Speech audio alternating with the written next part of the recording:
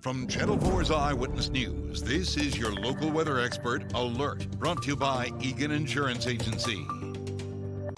And good evening, I'm Chief Meteorologist Chris Franklin, and we've been closely watching Tropical Storm Cristobal, and no big surprise, nothing new. We have been watching a very, for lack of a better term, kind of no surprise, no frill storm, as the models have been doing a very good job of the forecast with this storm, as we've been talking about the development of the Bay of Campeche moving over land and then north with a bullseye somewhere along the Louisiana coast. Models have not ever really varied from that forecast, and so we continue with no big surprises here. Winds are still at 50 miles an hour. Movement has not changed at all north at 12. The pressure came down 1 millibar, so maybe a little bit of strengthening, and you definitely see a little bit more cloud development near the center. So it does look like some thunderstorms are trying to get organized near that center of circulation, which usually indicates that it is trying to strengthen. And again, the forecast indicated that we would see some further strengthening, maybe up to about 60-mile-an-hour winds just before landfall. And you do see those brighter cloud tubs near the center of circulation,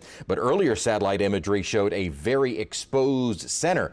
In other words, very dry air was still kind of infiltrating that circulation at the center of the storm and preventing any further or rapid development. Matter of fact, we still see most of the strong storms associated with the overall broad circulation almost toward Key West, moving inland over Florida. And in fact, we just got a report of a tornado that moved through downtown Orlando. Again, all associated with this very broad circulation. So I'd heard on the radio earlier kind of a description of the storm being very large, but that is kind of misleading because the storm itself is not very large. The broad circulation is very large. The storm itself is very, very small, which is why the forecast of the rainfall amounts, the greatest impact of the storm has still very much been an uncertainty, because we still do not know where some of those heavier bands may set up. Again, this is not a new track. We're not going to get a new track, and I guarantee it's not going to change much at 10 o'clock until the 10 o'clock advisory. We're looking at a landfall probably within the next 24 hours at winds of 60, maybe a little bit greater than that, possible if we do start to see some strengthening of the storm, and then inland by Monday midday and afternoon already in North Louisiana. However, even at that position, we are still looking at a flow coming in from the Gulf of Mexico, so we will still likely see some periods of heavy rain leading up to Monday and then starting to taper off as we get to Tuesday. That dry air has really been a huge player in this, wrapping around and able to make its way into the center of the storm. We are starting to see a little bit more concentration of moisture toward the center, and so perhaps as this dry air possibly eventually kind of cuts off the storm, we see all of that tropical moisture in a very compact area, which would also mean a lot of that heavier rainfall is going to be impacting the northern Gulf Coast, which is where the computer models and the official forecast have been indicating, because right now it is a broad area of rainfall extending from almost the Atlantic Ocean across the entire northern Gulf Coast, even some of the outer bands moving across southwestern Louisiana now. Tightening in on radar across southeast Louisiana, we have had some periods of downpours. I drove through some this afternoon, and they are heavy, but they are fairly short-lived and do move through rather quickly. So we have not yet seen any of the banding rains where we get the training effect, where the showers just keep moving over the same locations over and over again. That setup may be more in store for tomorrow and even leading into Monday. We're going to have a complete check of this, and if you want to have a more detailed discussion of Cristobal, please join me on Facebook Live coming up right after this. But for now, we'll return to regularly scheduled programming. From Channel 4's Eyewitness News, this has been your local weather expert alert, brought to you by Egan Insurance Agency.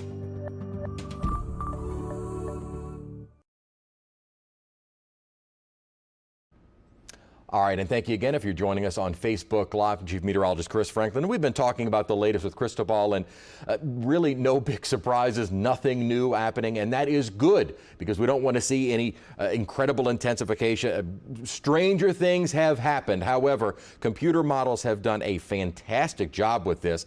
All of the models have been indicating that this would be a tropical storm at landfall. All of the models had done a fantastic job of the trajectory of the storm. In other words, words, forecasting where it would go in the Bay of Campeche, forecasting that eventual turn inland over Mexico, forecasting that motion north over the Yucatan, and then a beeline for coastal Louisiana. And so far, that has all come to fruition. So I will say, a big hats off to the forecast models on this storm, because even with the craziness of the storm down in the Bay of Campeche, this has been very well forecasted by those models. Right now, we are looking at, and again, you could say these are kind of the extreme outer bands, outer periphery, the outer fringe of the rotation around Cristobal. The storm itself, though, is still well down to the south. The storm itself is still very disorganized. As a matter of fact, let me, as we're kind of now discussing this on Facebook, so I have a little bit more leisurely time with the discussion now. We want to go back to the satellite and just to show you the brighter cloud tops that you're starting to see near the center. I'm going to colorize this in just a second. That is indicating thunderstorms on the northeastern and even southwestern quadrant of the storm are looking like they're trying to get better developed around the center, which would indicate some further strengthening or intensification of the storm. Not to say that that is rapid intensification, just intensification. And we are expecting some more development of the storm, a little bit more of a structure, perhaps a little bit more symmetry to the storm before landfall within the next 24 hours. Now, a 24-hour window is still a lot of time for a lot to happen with this storm. However, wind shear and dry air are really inhibiting this from just exploding in strength. And it's also early in the season. Again, it's only June 6th. The season has just gotten started. We're not looking at the peak environmental conditions like August and September are for these storms. If we were looking at a storm sitting off the Gulf or off the coast of Louisiana in August or September with a window of 24 hours, I would be far more concerned than I am in early June. Environmental conditions are just not really conducive for explosive strengthening of these type of storms, and none of the computer models have indicated that so far. And again, that window of any strengthening is closing. Again, it's still going to be open for the next, say, 22, 23 hours or so, but certainly by 7 o'clock on Sunday evening, this will already be on land and we will start to see that weakening of the storm. Switching back over to our infrared satellite, which we can colorize and show you where the taller cloud tops are, the colder cloud tops, in other words, your stronger thunderstorms. And most of the strong thunderstorms associated are out just to the west of Key West, Florida. So in the extreme eastern Gulf of Mexico and moving northward over Florida. So that's where we've seen some of the worst of the weather so far, at least on land, from the broad rotation. Again, it's almost difficult to say this is all Cristobal because this is all associated with that large gyre, that large spin of moisture that has been moving northward. Cristobal just kind of finds itself embedded within that overall pattern. And it's possible that what the drier air is doing is it's eventually going to cut Cristobal off from the rest of that circulation, and then we're going to see maybe a more concentrated area of moisture, of heavier rainfall, and also potential as these storms do strengthen and organize, they tend to draw in the strongest winds near the center, which is why now it's possible that we do see some of those stronger tropical storm force winds closer to the center of circulation and thus closer to the point of landfall. It still looks like if we were going to see winds sustained at 60 miles an hour anywhere over our area, it's going to be down near the coast. So far, most of our guidance has suggested maybe sustained winds of near 40 miles an hour during the day tomorrow, with some higher gusts maybe approaching 50. I think that would be probably the most we would see. Winds of 40, even near 45 miles an hour sustained is not going to cause widespread damage. Yes, it is going to take some tree limbs down. Yes, it is going to take some power lines down. But widespread, it doesn't look like we're going to see the damage of such across southeast Louisiana, southern Mississippi. Again, what some of the models have been indicating, and again, we're starting to kind of see that come true, is this dry air wrapping around. You see how far to the eastern side the drier air has made it. Models have been indicating that that dry air would actually almost completely close off or occlude Cristobal, so basically cutting off the moisture from the rest of the broad circulation, and thus you have this more tightly wound storm, which that usually means an intensifying storm. And again, we would rather see that just before landfall as opposed to this having a few more days to set out over the open water and strengthen. Again, if we do see any kind of further intensification and strengthening, it's going to be as it continues to get closer to land. So as I mentioned, that window of opportunity is going to be closing. Broad area of rainfall. As I mentioned, we did have a report of a tornado that moved through downtown Orlando, and you can see the tornado warnings that are in effect for parts of central Florida, almost out toward maybe just to the northwest of Cape Canaveral, Florida. The broad rotation is where all of this rainfall is coming in from. We are seeing some of the feeder bands, outer bands, if you want to call it that, of Cristobal as the storms have been rolling or moving from an east to west motion. Again, some heavy downpours at times, but they are moving and they're not just sitting. And so far, we have not seen the training of rain where we just keep getting a line of storms moving over the same locations over and over again. That may be more of a threat as we get into the day tomorrow, as we start to see it, our high resolution computer model indicating more of those intense downpours rolling through the area. And just depending upon where they set up, is it the city of New Orleans?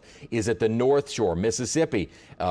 Is it even farther east? Maybe Alabama, Florida is where some of those heavier bands set up. That is still very much a possibility. However, we're starting to see a little bit more of a honing into the forecast, calling for that 6 to 8 inches of rain across southeast Louisiana, parts of southern Mississippi as we head into the day tomorrow, and even in the possibility of that lingering into Monday, as again, even as the storm is well inland by Monday and well to our north, it's still going to be a pattern where that moisture is being drawn in from the Gulf and moving over southeast Louisiana. And we still could even see on Monday a band of training rain moving over where 10 plus inches is more likely in one of those areas. Where is that going to form? Still very much an unknown. However, the Weather Prediction Center, those are the folks that kind of look at more flooding threats across the country. They are highlighting a pretty elevated risk, a moderate risk of flash flood potential, or at least the chance of flooding type rains as we head into Sunday. That risk does drop as we get into Monday, but that risk, I think, is still going to be there, not as great as what we're expecting on into Sunday. Winds will continue to increase. So far, they have been breezy, but not bad across the area.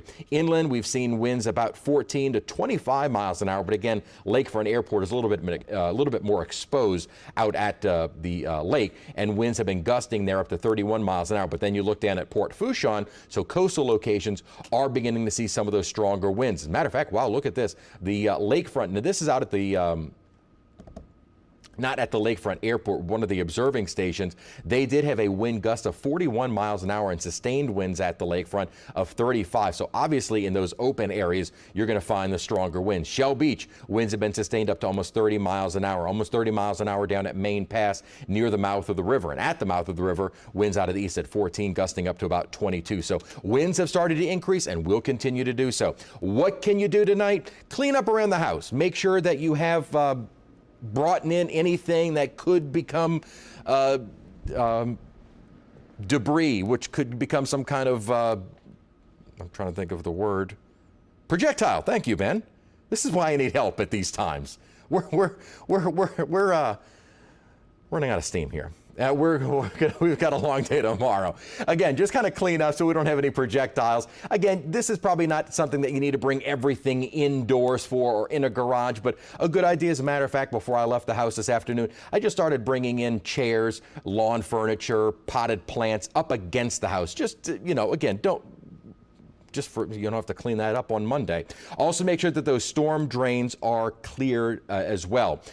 Storm drains, you need to have somewhere for this water to go. So just make sure any drainage around your home that the water has somewhere to flow into. And also a good idea to make sure that those phones are charged. We also had a good suggestion of making sure that the brightness of your phone is brought down. Just anything that is going to save battery life, because, for goodness sake, if you do lose power tomorrow, you want to make sure that you're able to at least keep that phone running through the day. And so any way to save battery life on your phone if you do lose power tomorrow, a good idea to make sure that you're at least starting out with 100% of a charge. And again, just use our app, make sure it is downloaded, iPhone and Android. We're going to be pushing alerts as we get new information. We're going to have our complete forecast. You get all the same weather maps that you will have access to, that we have access to here. We're going to be sharing those online as well. So again, just please download the app for all of the very latest information here. And what I'm trying to do, I'm stalling for time for a second because I'm trying to go onto Facebook and see if any folks have any questions that we can answer for you. Let me see, sometimes I'm a little slower with this. Okay, let's see. People are just saying hi and that they're here and that they're watching. So, okay, nobody really has any specific questions. I'm assuming that means we have answered everything that could possibly be answered. Again, we've kind of gone through a breakdown of potential impacts across the entire region. Again, we're still looking at this being primarily a rain event for most of the area, but also a coastal flooding issue, as we've already seen down at Port Fourchon, Grand Isle, Venice Marina. We've already started to see the water on the rise. You can expect the water to continue to rise, maybe another couple of feet there. High tide at many locations is either tomorrow or into Monday. So it's probably going to be tomorrow and into Monday that we see some of our highest water levels.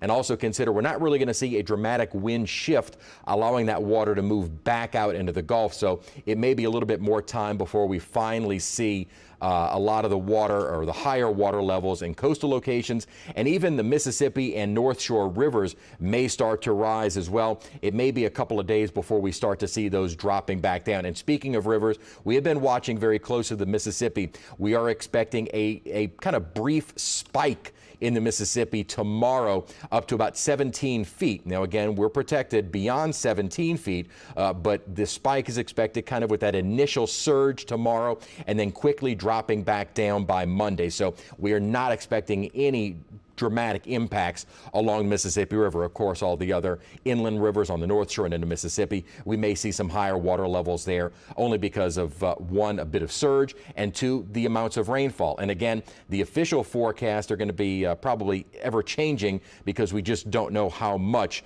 that we're going to see and how much rainfall that we're actually going to see from this total event. Folks are asking, did it shift? No, this has been, I will say, in my near 15 years of actually forecasting tropical weather on television, this is the most consistent forecast I have ever seen from both the Hurricane Center and the computer models, and one of the most consistent forecasts that has turned out to be accurate. It's one thing for the models to not vary in one run to another. It's another for them to be consistent and also accurate, and that really has been the case. Folks asking, what is the worst side of the storm?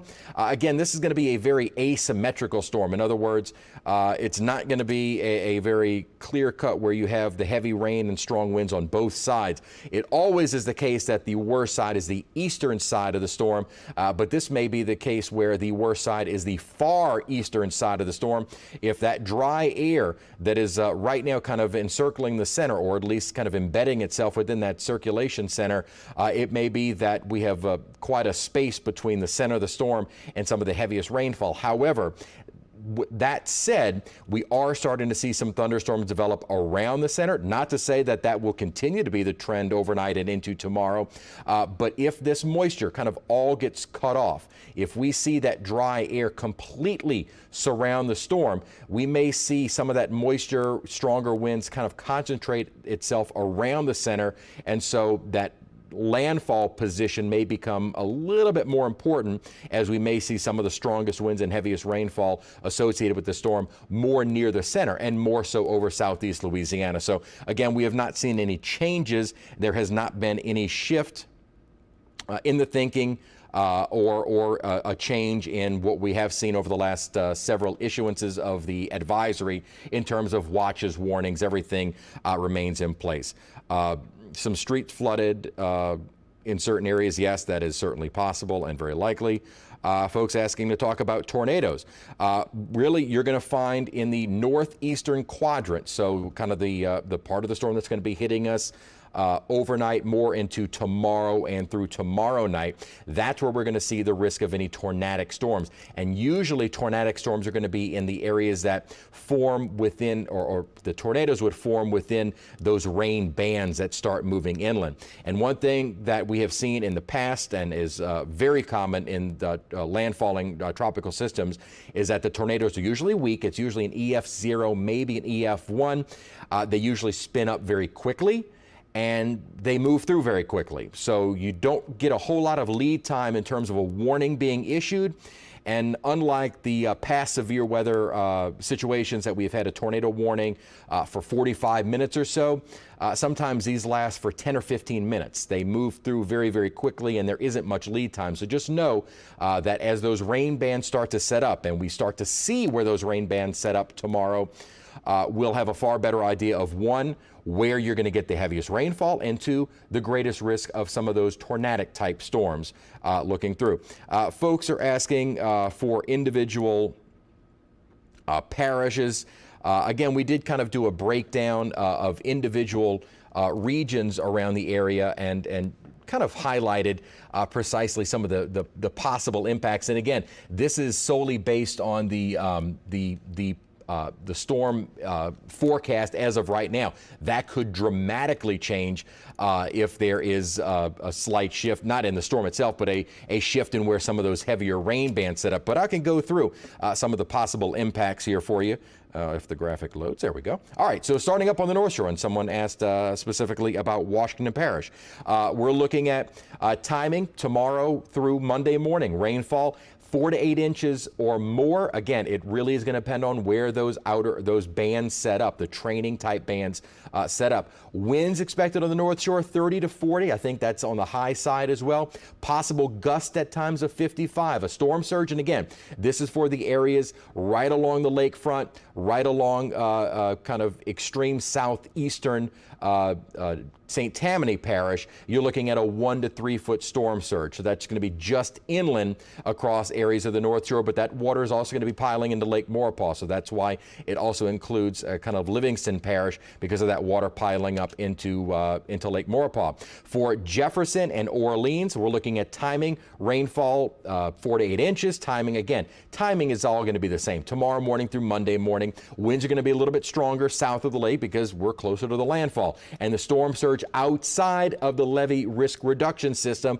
of 3 to 5 feet. So for lower Jefferson, Grand Isle, south of the levee system. For Orleans Parish, that is east. I'm talking Venetian Isles. I'm talking the Lake St. Catherine, the Fort Pike area. Those areas outside of the levee are expecting the storm surge. If you're in the levee system, Metro New Orleans, Jefferson Parish, West Bank, this isn't an issue. We're not talking storm surge for those areas. River parishes, rainfall, again, same timing, probably a little bit less. You're going to be probably on more of the western side of the storm. And there's actually going to be a fairly tight gradient with the rainfall. In other words, Baton Rouge might only see 2 to 4 inches. The Mississippi coast could see 10 inches of rain. It is going to be a very tight gradient as to who gets the fewest showers, or I should say less accumulation compared to the greater accumulation amounts. Winds, obviously pretty strong as you are a little bit closer to the center of circulation. Storm surge, the areas kind of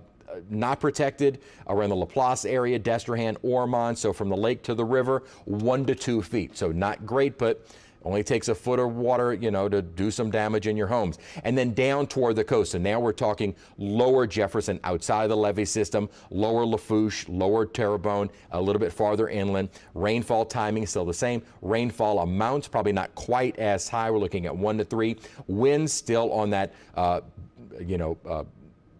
greater than tropical storm force, not greater than tropical storm force, but on the higher end of the tropical storm force scale, I should say, 35 to 45 with some higher gusts at times, especially down near the coast. Those gusts of 65 are going to be solely isolated to mainly the coastal locations. And a storm surge, obviously, at 2 to 4 feet, you are in exposed areas. The water is already rising and will continue to rise up till probably early Monday once we get beyond high tide. So it looks like a lot of Folks, I've answered your questions about what we're looking at, what are the potentials. I've kind of gone through folks that are asking about specific areas. I already went through some of these specifics. Someone asked, could this turn into a hurricane? You know, my feeling in meteorology is you never say never. When I was in college, we had never seen a tropical system in the southern Atlantic. Well, while I was in school, we had a tropical system develop in the southern Atlantic off the coast of Brazil. So that always led me to think,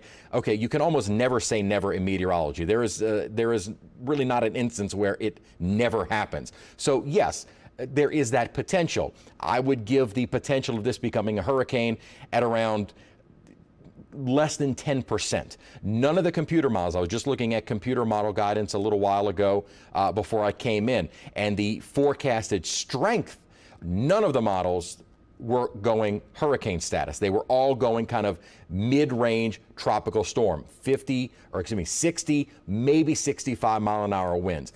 Again, that is always possible. We see a slight bump in those winds, but right now that just does not look likely. Dry air, some wind shear. You don't see that rapid intensification of the storm. One thing that's really going to be key is what develops overnight tonight going into early tomorrow. Once we get into Sunday, I think that window is just all but closed for any rapid intensification. A lot of crazy things tend to happen with these tropical systems at night, so it'll be interesting to see what happens during the night. I think a lot of folks are saying thank you. Appreciate the information. I hope I answered all of your questions. Again, we're going to have a complete update coming up on Eyewitness News at 10 p.m. And believe me, our meteorologists, we are all going to be here through the night tonight, through the day tomorrow, and possibly going on into Monday, depending upon what we see kind of post Cristobal, as the storm will eventually decide on a pronunciation for the storm. I promise. Maybe not. We're going to be watching this closely through Monday, and then the good news is by Tuesday we will see things quickly starting to improve. My daughter Lucy has already asked when she can go swimming, and I said maybe Tuesday or Wednesday. So we will start to see some improving conditions by then. If this is the only tropical system we have to deal with this season, I'll take one of these every season. And hopefully this is all we have to deal with. I'm Chief Meteorologist Chris Franklin. Again, join us on Eyewitness News at 10.